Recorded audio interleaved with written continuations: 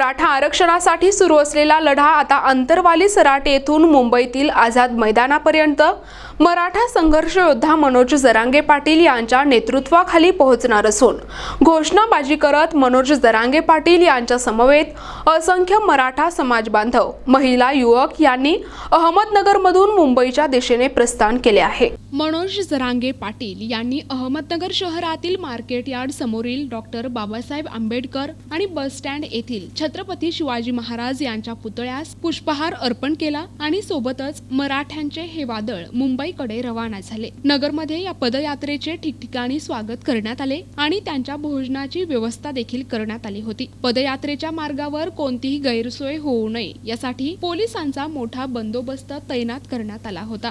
प्रतिनिधी Shabbir Syed, NTV news Marathi, Ahmednagar.